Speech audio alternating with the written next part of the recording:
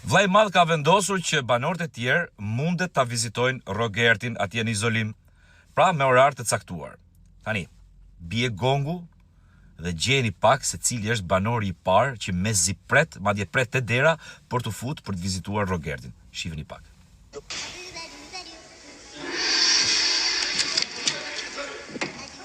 Gjëzë Gerti. Si e? Kemi orarën e vizitave. E i mirë. Qysh do me të vizitove? Vizito ti më Gjëzë Gerti, unë vizitoj ty, o Gjëzë Gerti. Gjëzë Gerti. Gjëzë Gerti. A je mirë. E kujt do t'ja kishte marrë mendja që do ishte Selin e para që do shkonte të vizitonte Gertin? Kjo Selin që s'kalon gjë pa thënë për të, që për Selin Gerti duhet iki një orë më parë, s'du ta shoh surratin, e s'du ta shoh fytyrën, e s'du ta dëgjoj zërin, është e para që pret te dera për të rënë gongu.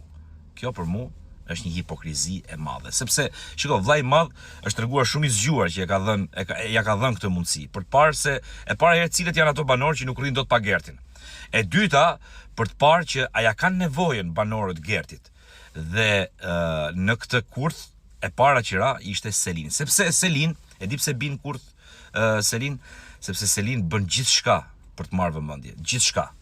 Pra, nuk është, domethënë, rri me Mirin, mund të rri me Gimbon, nesër rri me Gertin, pra gjithçka për të dalë në prime, gjithçka për të arritur qëllimin.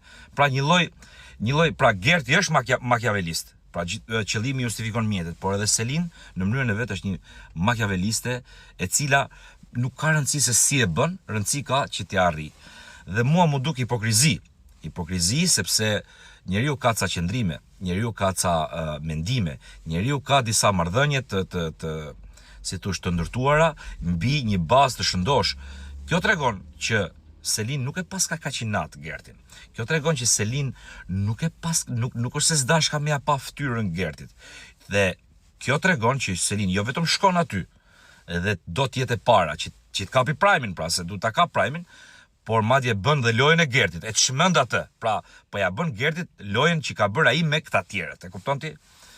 Pra, këtu duken domethënë se me një provokim të thjesht, po them të vllait madh, duket se si karakteristikat e personazheve shpërfaqen dhe ne vazhdojmë dhe i njohim akoma më mirë.